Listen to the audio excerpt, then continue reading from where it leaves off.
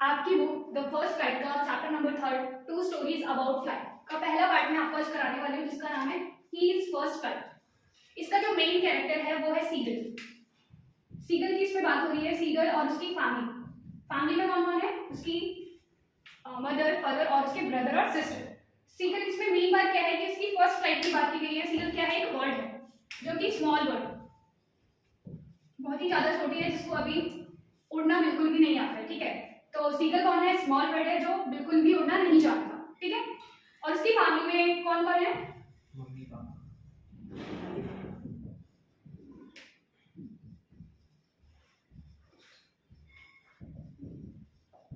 पर इसके जो भाई बहन है उन दोनों को ही उड़ना आता है अच्छे से। ठीक है, बट जो सीगल है उसको बिल्कुल भी उड़ना नहीं आता है।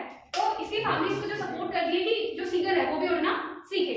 बट क्या होता है कि सभी लोग, इसके जो भाई बहन होते हैं इनको बहुत अच्छे से उड़ना आता है और इसकी फैमिली को भी, तो ये क्या बोलते हैं कि सीगल को मोटिवेट करते हैं कि तू भी उड़ना सीखे। तो ये क्या करते हैं, एक एज से दूसरी एज पे चले जाते हैं। कौन, सीगल की जो फैमिली होती है पूरी, कि ये हमें देख के जो है दूसरे एज पर आए। कौन, सीगल।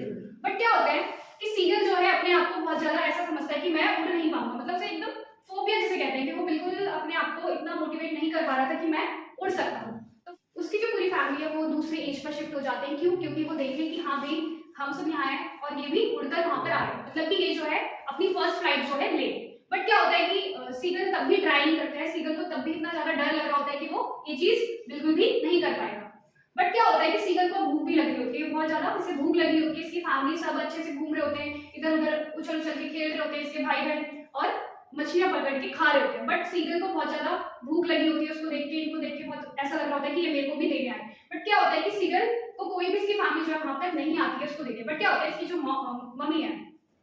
मम्मी है जो इसकी क्या करती है कि वहां से मतलब मछली पकड़ के लेके आती है और इसकी डायरेक्शन में आ रही होती है सीगल की एज पे।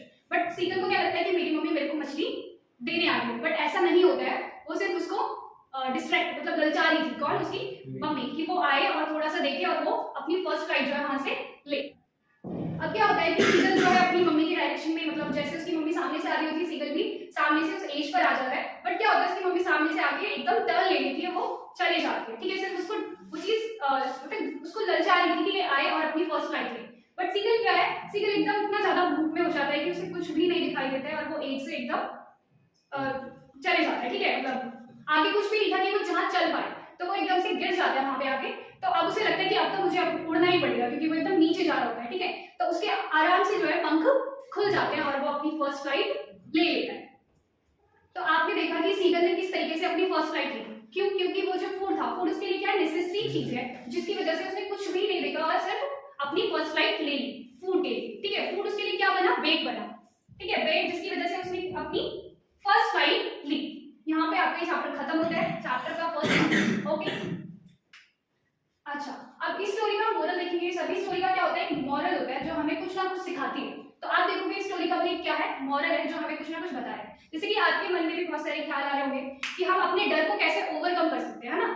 अब आपने यहाँ पे देखा सीगल ने भी, बट उसकी कोई ऐसी इंटेंशन नहीं थी कि वो अपने डर के लिए ये चीज कर रहा था। उसने सिर्फ ये फूड के लिए करा, क्योंकि वो बहुत ज्यादा हंग्री था, इसीलिए उसने ये चीज करी। ठीक है, इंटेंशन कोई ऐसी नहीं थी कि उसको अपना डर ओवरकम करना था। बट हमारे लिए कोई भी ऐसी चीज इम्पॉसिबल नहीं है कि हम कर ना सके उसको। ठीक है, अगर हम हार्ड वर्क करेंगे तो उसको ओवरकम जरूर कर पाएंगे। Okay, book the first flight chapter 3 two stories about flying part 2 the black aeroplane. इस चैप्टर के अंदर मैं आपको बहुत शॉर्टली इसको समराइज करूंगी, जो आपके एग्जाम पॉइंट ऑफ व्यू से बहुत इंपॉर्टेंट है। चलो तो स्टार्ट करते हैं। ओल्ड डकोटा एरोप्लेन DS-088, जो आपके एरोप्लेन का यहाँ पे नाम बताया हुआ है, जो कि फ्रांस से इंग्लैंड जाने वाला है।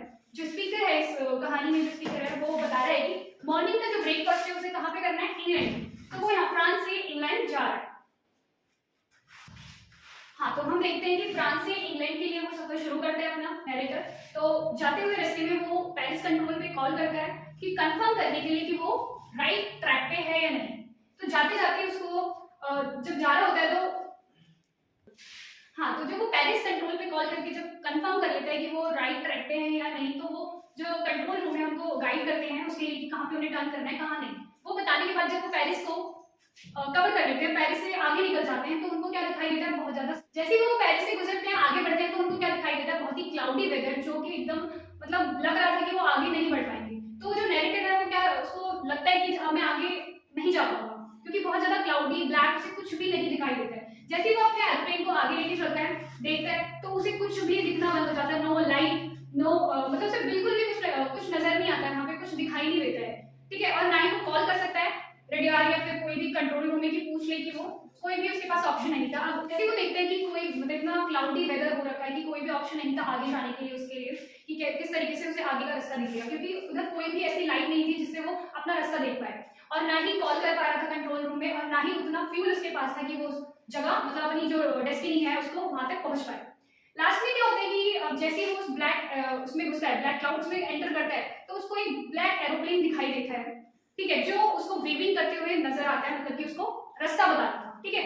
तो वो जो स्पीकर है, नैरेटर है, उसको ये लगता है कि जो ब्लैक एरोप्लेन है ये मेरी हेल्प करने के लिए यहाँ पे आया है, और वो उसको एक चाइल्ड की तरह देखते हो आप, एक चाइल्ड की तरह उसकी मतलब गाइड करने लगता है कि वो एक बच्चा है, बच्चा जो है उसके पीछे पीछे जा रहा है, कोई बड़ा जैसे हमारे आगे चल रहा और बच्चा उसको फॉलो कर रहा है, इस तरीके से उसको गाइड करता है ब्लैक एरोप्लेन, और उसमें एक रनवे दिखाई दे जाता है किसको, स्पीकर को, और वहां पे वो अपना एरोप्लेन लैंड कर देता है। जैसे वो अपना लैंड करता है एरोप्लेन, तो वो इतना खुश होता है कि जिसने मेरी हेल्प करी है मैं उसको एक बार धन्यवाद करके आऊँ, मतलब हेल्प कर जिसने मेरी हेल्प करी उसको मैं एक बार थैंक यू बोलती हूँ। तो जैसे वो वापस जाता है कंट्रोल रूम में, जहाँ पे एक वुमेन जो एक लेडी बैठी होती है कंट्रोल रूम के अंदर, जैसे वो उनसे पूछता है वो ब्लैक एरोप्लेन किसका था जो जिसने मेरे को हेल्प करी है, तो वो एकदम शॉक हो जाती है, कौन सा ब्लैक एरोप्लेन आपका, वहां पे तो सिर्फ एक ही एरोप्लेन था जो कि डकोटा एरोप्लेन था, जो आपका एरोप्लेन था, ठीक है। कौन बोलती है, ये लेडी बोलती है जो कंट्रोल रूम में बैठी होती है, एकदम शॉक होती है। बट वो तो बोलती है कि मैंने तो देखा है वहां पे उसने मेरी मदद करी एकदम, पर वो लेडी तो मना कर देती है कि वहां पे सिर्फ एक ही एरोप्लेन था जो कि आपका एरोप्लेन था। आपकी स्टोरी यहीं पे खत्म होती है, और लास्ट में एक क्वेश्चन बच जाता है कि क्या वो ब्लैक एरोप्लेन कौन था, मतलब क्या किसका था वो ब्लैक एरोप्लेन। तो लास्ट में ये क्वेश्चन बच जाता है, तो आपके हिसाब से ये जो ब्लैक एरोप्लेन है इल्यूजन है, या फिर सही में कोई हेल्प करने के लिए आया था डकोटा, स्पीकर की हेल्प करने के लिए सही में कोई आया था, या सिर्फ इल्यूजन है, ये कमेंट में जरूर बताएं। बट मैं आपको अपने पॉइंट ऑफ व्यू से बताती हूँ कि मेरे को लगता है कि जो ब्लैक एरोप्लेन है वो क्या है, इल्यूजन था स्पीकर के लिए, बिकॉज उसका सेल्फ कॉन्फिडेंस, उसको क्योंकि जाना था, उसको अंदर से कॉन्फिडेंट था कि हाँ मैं इसको क्रॉस कर पाऊंगा और मैं अपना जो एरोप्लेन है लैंड कर पाऊंगा। बिकॉज जैसे कि आप देखोगे इसका फ्यूल भी नहीं था, ना उसके पास कोई ऑप्शन था, लाइट थी जो उसको कोई भी ट्रैक उसको दिखाई दे रहा हो, सिर्फ उसके पास दो चीजें थी, एक डिटर्मिनेशन, एक उसका सेल्फ कॉन्फिडेंस, जो रिफ्लेक्ट होकर एक ब्लैक एरोप्लेन में उसे दिखाई दिया था और उसको राइट पाथ शो किया था, किसको, स्पीकर। यहीं पे आपका चैप्टर खत्म होता है। और आप देखोगे मोरल ऑफ द स्टोरी, जो कि बहुत इंपॉर्टेंट होता है, सभी क्वेश्चंस में भी पूछा जाता है लास्ट में कि मोरल क्या था स्टोरी का। तो मैं अगर मोरल की बात करूँ, इस स्टोरी का मोरल क्या है, मोरल क्या है कि अगर हमने पहले पार्ट में भी यही देखा था कि हम अपने खुद के ऊपर ट्रस्ट रखेंगे, विश्वास रखेंगे, तो सारी चीजें, सभी चीजें जो है हमारे लिए पॉसिबल हो जाती है। कोई भी सिचुएशन हो, हमें अपना जो ट्रस्ट है वो नहीं होना चाहिए, हमें किसी और के भरोसे नहीं बैठना चाहिए कि कोई हमारी हेल्प करने आएगा, इंडिपेंडेंट नहीं होना चाहिए, किसी के ऊपर डिपेंडेंट नहीं होना चाहिए, हमें एक खुद के ऊपर भरोसा करके चलना चाहिए, अपना ट्रस्ट, सेल्फ कॉन्फिडेंस को रखना चाहिए।